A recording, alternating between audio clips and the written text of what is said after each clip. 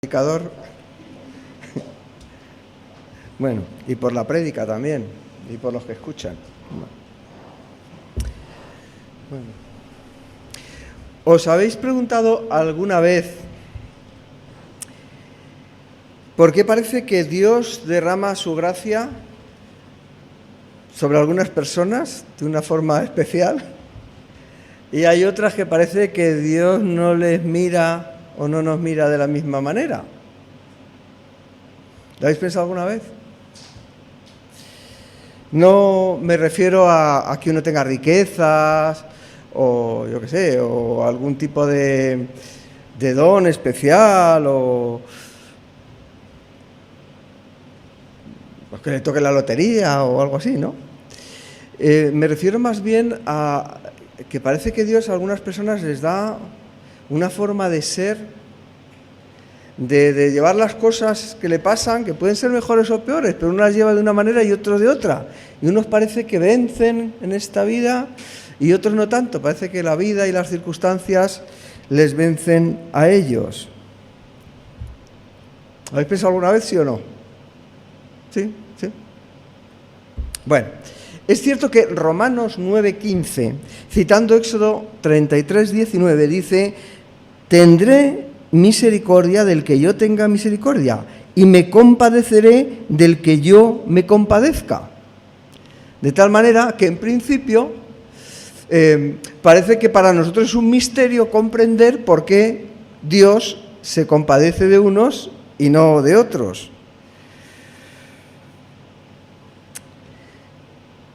Pero además de esto, que es cierto, que es un misterio, hay algunas pautas en la Escritura que creo yo que nos ayudan a entender por qué parece, e insisto y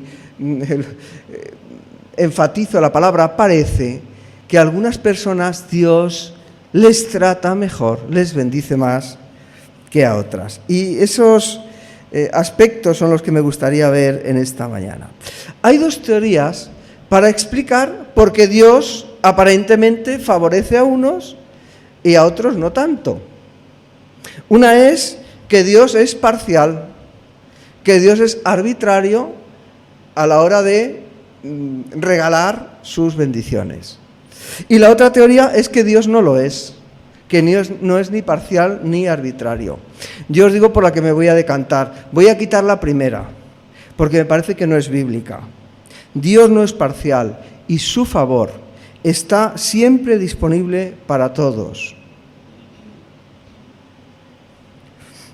Mateo 5:45 dice que vuestro Padre que está en los cielos hace salir su sol sobre malos y buenos y llover sobre justos e injustos. Hechos 10:34 dice que Dios no hace, dice Pedro, está ahí predicando, dice: Dios no hace acepción de personas. Lo que pasa es que no todos recibimos igual las bendiciones de Dios, pero Dios continuamente está derramando bendiciones sobre nosotros porque nos ama, porque nos quiere. Pero cuando llueve, la tierra recibe la lluvia de la misma manera. Recibe lo mismo la lluvia una tierra que está dura, pisoteada, que una tierra que es esponjosa, que ha sido, estoy mirando aquí a alguien que conoce mucho de esas cosas, porque vive en una zona donde vive mi cuñado también, que se remueve la tierra. Y cuando se remueve la tierra, ¿para qué es? Para que absorba mejor esa humedad, esa lluvia que viene del cielo, del riego.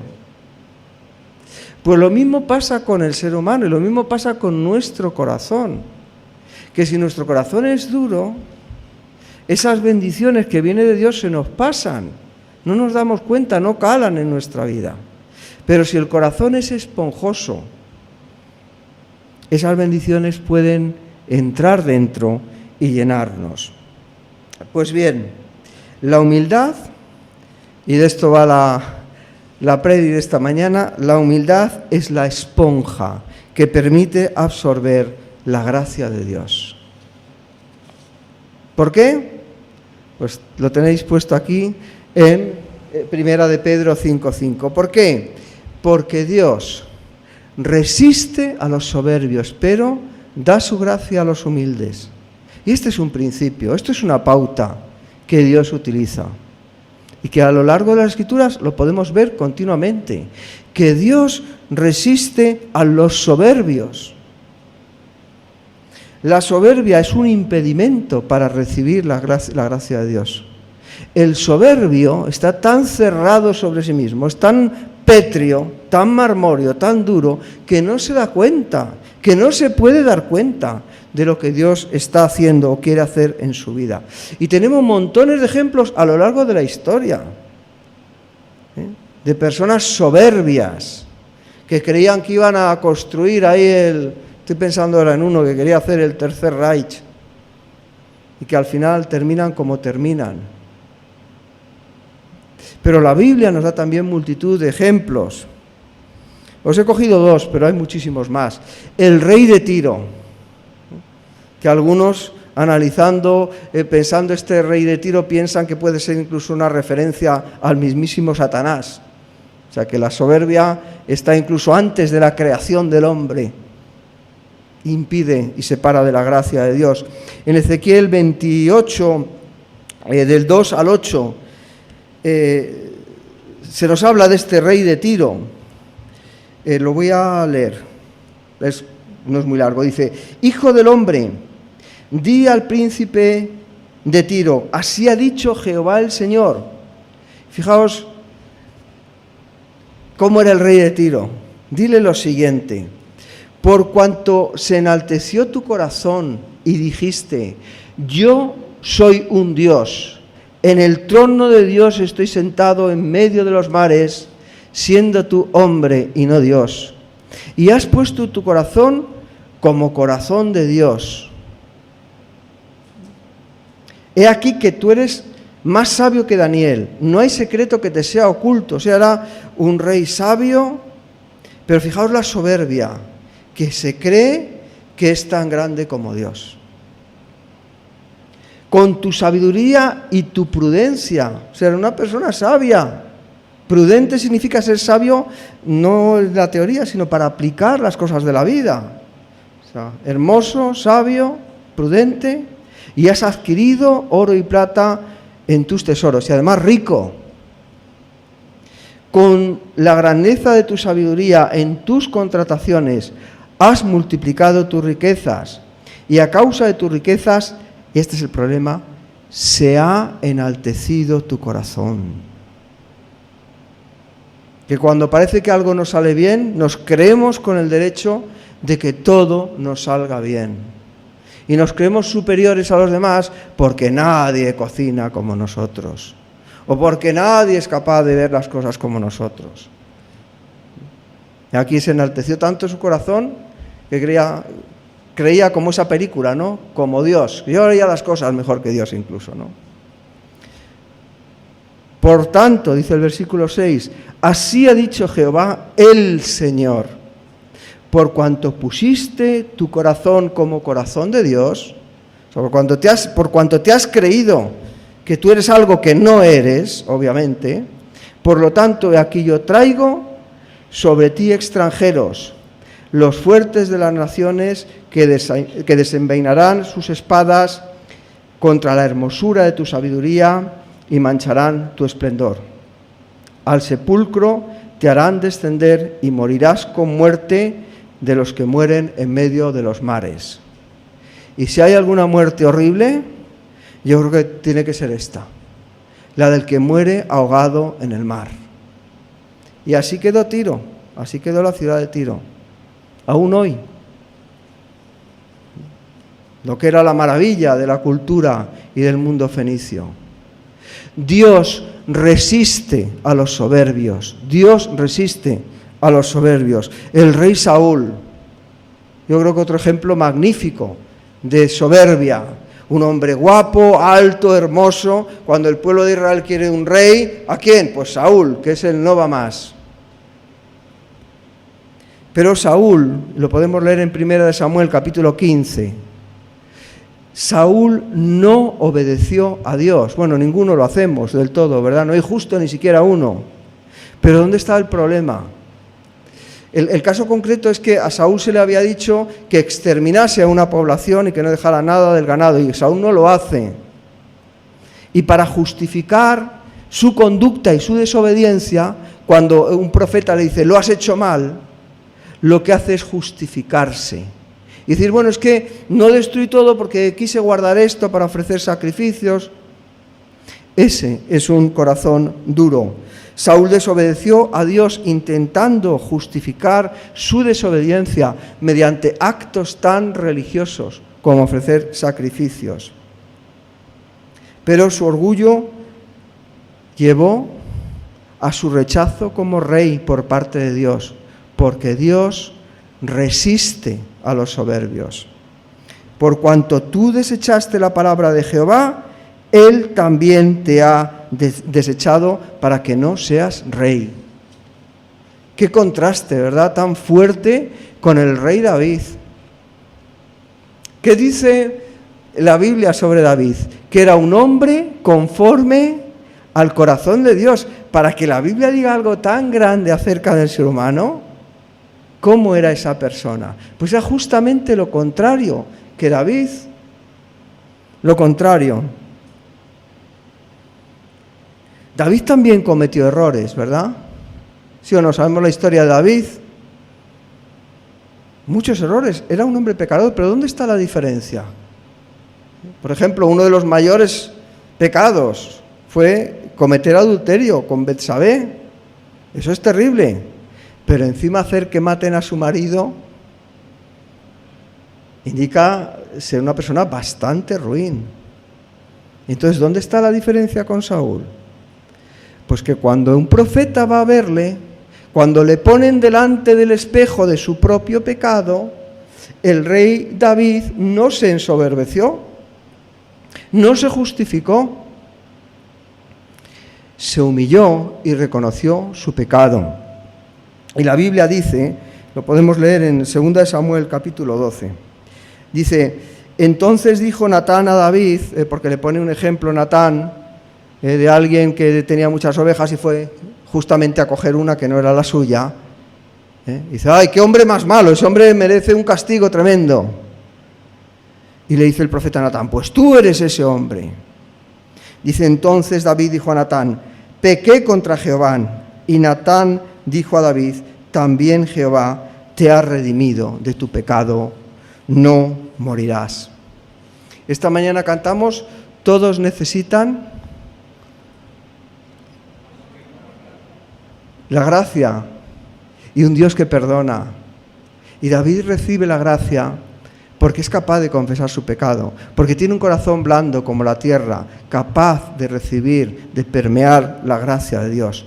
Dios resiste a los soberbios, y hay muchísimos más ejemplos de personas que endurecieron su corazón, y Dios les dijo, hasta aquí hemos llegado. Y teniendo grandes bendiciones y teniendo grandes cosas, lo perdieron todo. Incluso, como hemos visto en el rey de Tiro, la vida, en circunstancias terribles, muchos. Pero da su gracia a los humildes. ¿Y eso de la humildad qué es? Es lo que vamos a ver ahora. Os voy a decir primero lo que no es la humildad, porque esto a veces da origen a confusiones. ¿Qué no es humildad? Humildad no es decir o creer, o manifestar, o declarar, como hacen en algunos sitios, que uno es humilde. Eso no es ser humilde. Flor se ríe porque me ha oído a mí decir eso de algunos de vosotros también lo habréis oído, porque yo soy muy humilde. A mí a humilde no me gana nadie. Hasta ahí podíamos llegar. Eso no indica humildad. No es algo que uno diga, aunque se lo digas a los demás o te lo digas tú a ti mismo delante del espejo. Eso no es ser humilde. Tampoco ser humilde es ser introvertido. Ser introvertido es una característica de la personalidad, del temperamento. Y hay quien es introvertido y quien es extrovertido. Y se puede ser extrovertido y muy humilde, e introvertido y muy humilde, o lo contrario, ser soberbio.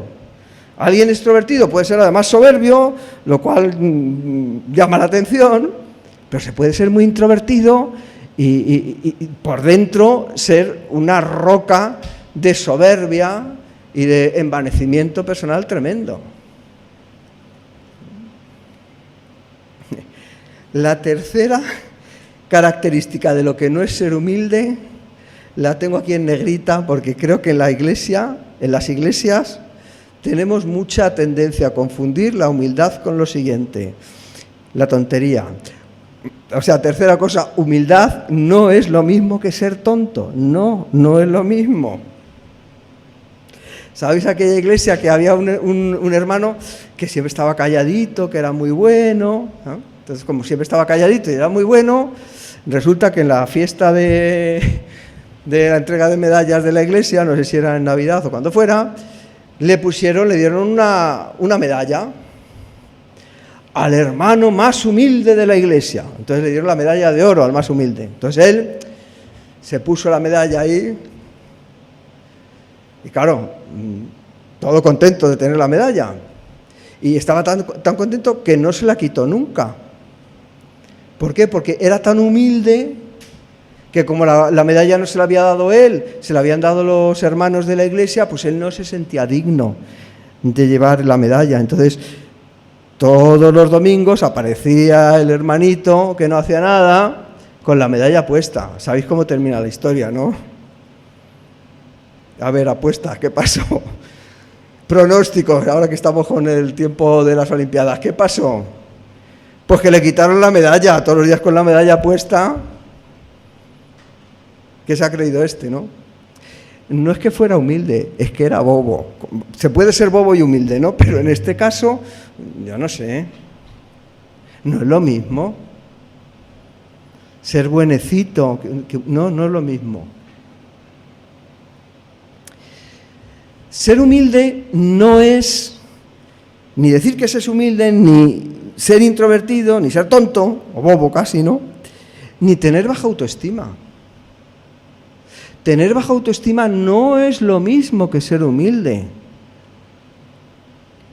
Pensar que uno no vale nada no es humildad. Es un pecado que consiste en creerse una mentira del diablo. Porque Jesús dio la vida para salvar su propia vida, para salvar la nuestra. Entonces decir que tú no vales nada, que tu vida no vale nada, eso no es humildad. Eso raya a mi modo de ver la blasfemia. Eso es comerse con patatas una mentira que el diablo ha cocinado en el infierno. Tú no vales nada. ¿Cómo no va a valer nada alguien por el que Dios, el Hijo de Dios, ha dado su vida? Tú vales mucho. Entonces, ser humilde no es menospreciarte. Ser humilde no es decir que no sirves. Eso no es ser humilde. Ser humilde es otra cosa. Ser humilde es bajar un escalón. Bajar un escalón. Recordar que la palabra humildad, de la que viene humilde, a su vez viene del latín humus. Humus es la tierra, es bajar a la tierra. Que algunos están, ¿os acordáis del rey de Tiro? Endiosados, viviendo en no sé qué lugar donde se creen que merecen estar. Es bajar a la tierra. Humildad es la capacidad de bajar un escalón y servir a los demás. Un siervo, un buen siervo, no puede ser otra cosa nada más que humilde. Y obedecer, gozoso. Un siervo es humilde, la condición de siervo es la condición de humilde. La verdadera humildad no está interesada en la autoexaltación. Lucas 14:11 dice: porque cualquiera que se enaltece Estos que van, es que yo. Fijaos lo que dice Lucas 14:11. Cualquiera que se enaltece será humillado. Y el que se humilla, el que baja el escalón, será enaltecido. Esto es lo que Dios hace. El que va por ahí de prepotente, Dios le pone en su sitio. Y el que baja el escalón para servir a los demás, también Dios le pone en su sitio. A unos les baja y a otros les levanta. Dios resiste a los soberbios, pero da su gracia a los humildes. La verdadera humildad no está en la autoexaltación, sino en el servicio a los demás. Filipenses 2:3.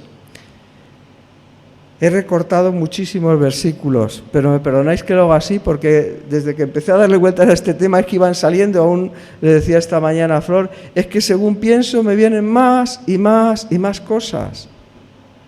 Porque todos queremos recibir la gracia de Dios, pero es que es como que hemos descubierto un secreto para poder recibir esa gracia, que es la humildad, que no consiste en la serie de cosas que estamos diciendo, que no consiste en la autoexaltación, sino en el servicio a los demás. Filipenses 2:3. Nada hagáis por contienda o vanagloria, antes bien con humildad, estimando cada uno a los demás como superiores a él mismo. Así son en la práctica, en la realidad, las personas sobre las que Dios derrama su gracia y parece que absorben esa gracia de Dios. ¿Y cómo se manifiesta? Se manifiesta en su vida, se manifiesta en su forma, en nuestra forma de ser. En la medida en que nosotros nos humillamos, Dios derrama su gracia sobre nosotros y nosotros somos capaces de recibir esa gracia de Dios.